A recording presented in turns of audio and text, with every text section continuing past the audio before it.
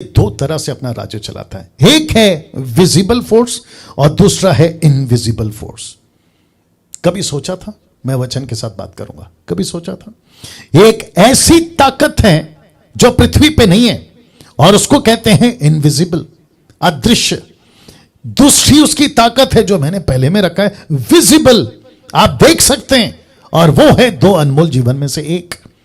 और वो कैसे भी करके इनको अपनी ताकत बनाता है और जिसके चलते लिखा है दो तरह से वो अपना राज्य चलाता है।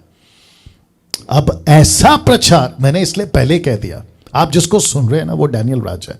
मुझ जैसे 10% वालों को आप सुन रहे हैं जो परमेश्वर की ओर से मैसेज को लाते हैं आपके पूरे यूनिवर्सल मसीह के दया के लिए। मैं एक डिनोमिनेशन की बात नहीं कर रहा हूं, मैं किसी एक शहर को नहीं प्रचार कर रहा, मैं यीशु की दया को प्रचार कर रहा हूं। और जो उसमें गड़बड़ियां हैं उसको समझते हुए ऐसी बातें प्रभु देता है, परमेश्वर की ओर से आप लोगों को सुनना होगा। तो लिखा है विजिबल फोर्स, इनविजिबल फोर्स। मैं रख रहा हूं ये क्या चीज है।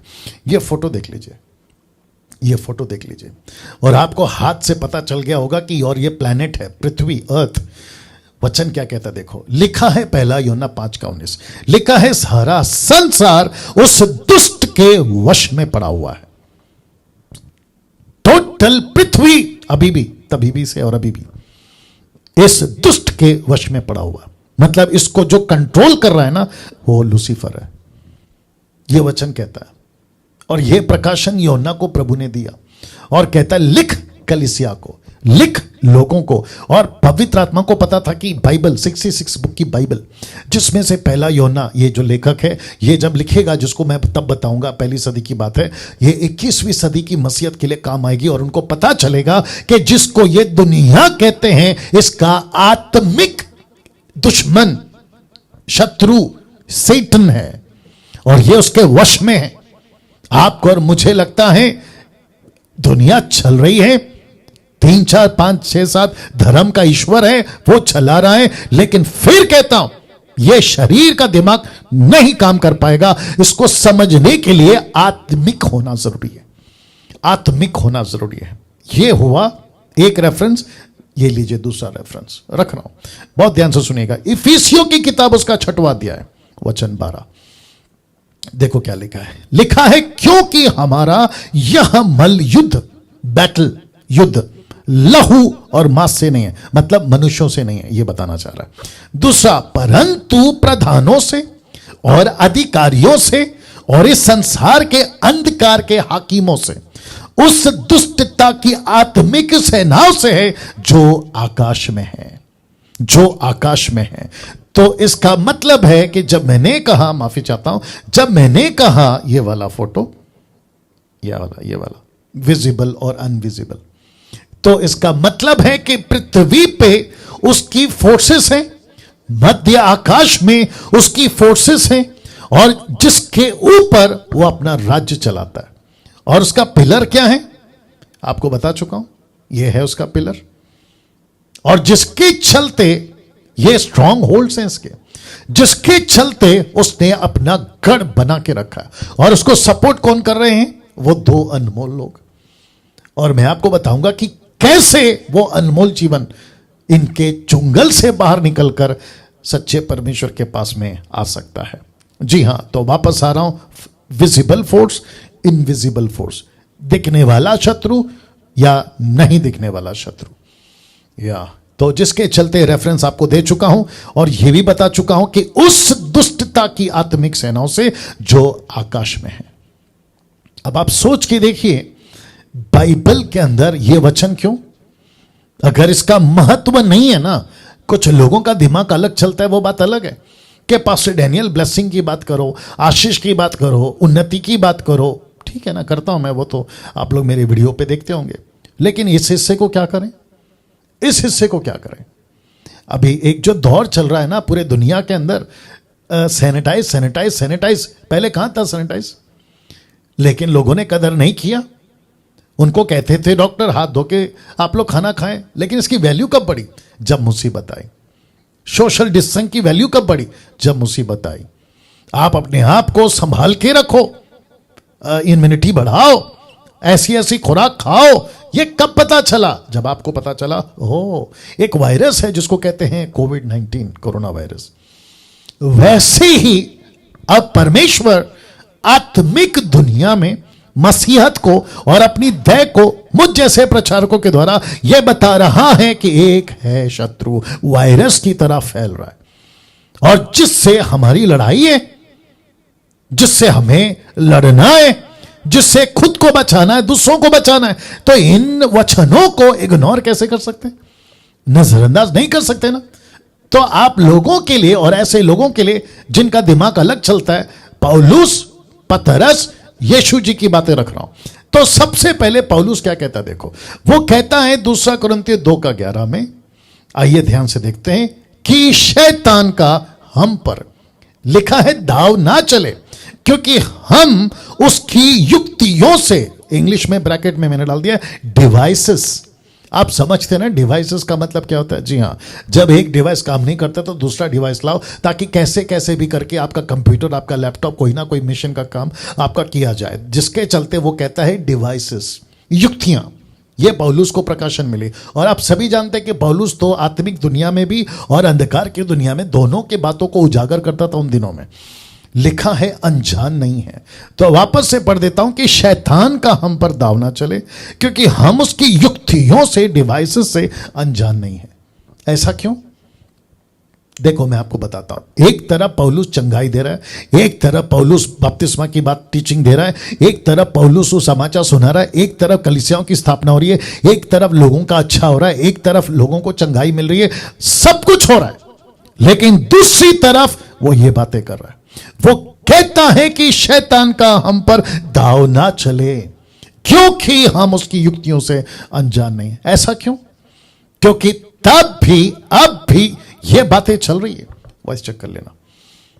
तब भी और अब भी ये बातें चल रही है। तो जिसके चलते मैं समझता हूं कि आपको और मुझे यह समझना होगा कि इस दुनिया के अंदर कोई ऐसी ताकत है जो दो अनमोल जीवन को खराब कर रही है, या खराब कर रही है ना।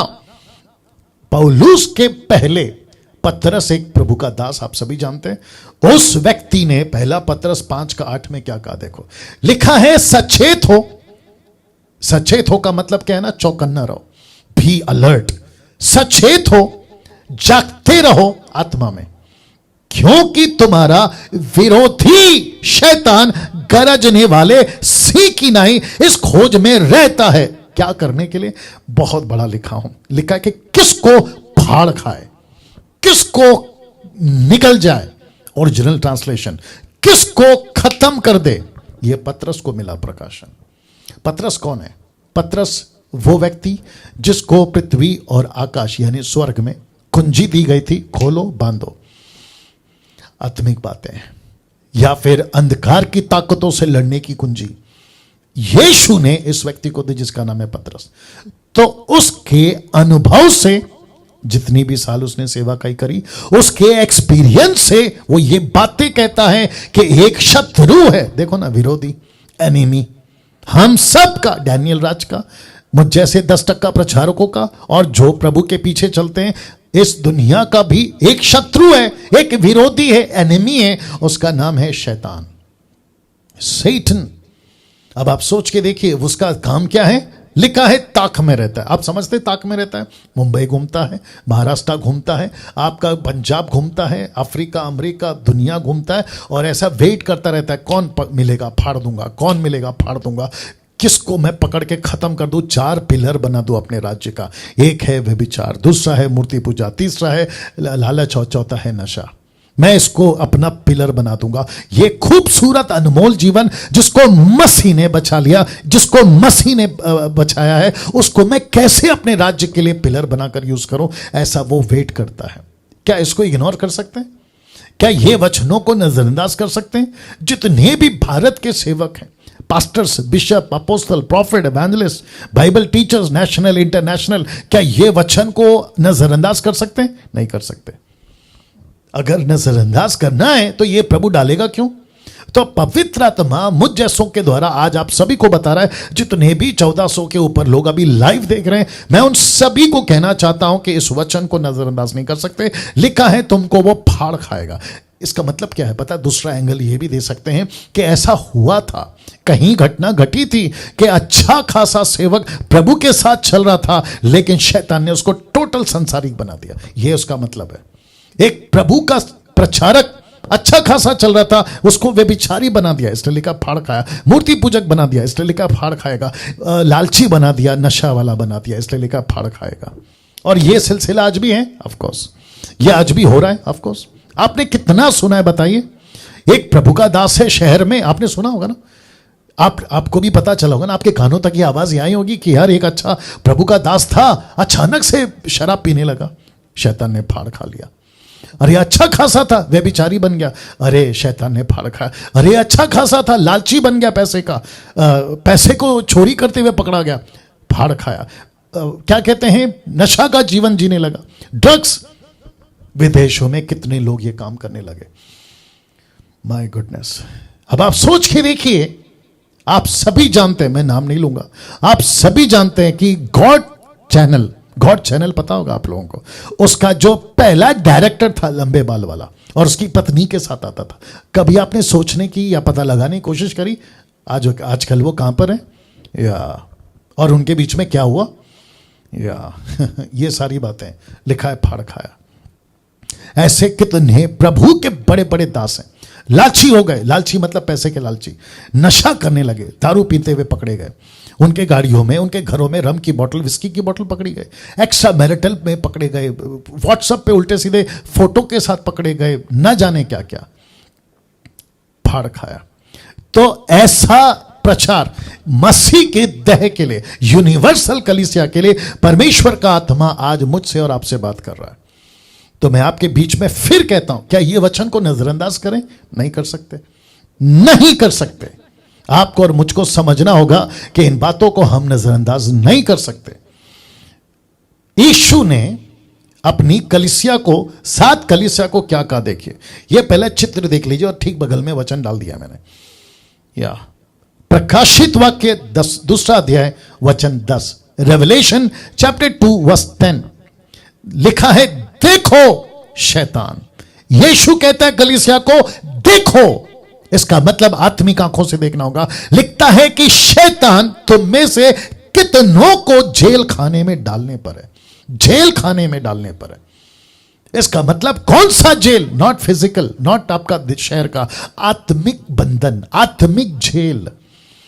सोच के देखिए, यीशु की बात है, ये यीशु की बात है। और किसके लिए? अविश्वासियों के लिए नहीं, विश्वासियों के लिए, और खास करके प्रभु के दासों के लिए जो कलीसिया चलाते। कलीसिया के 7 दूतों को लिख, ऐसा है ये वचन।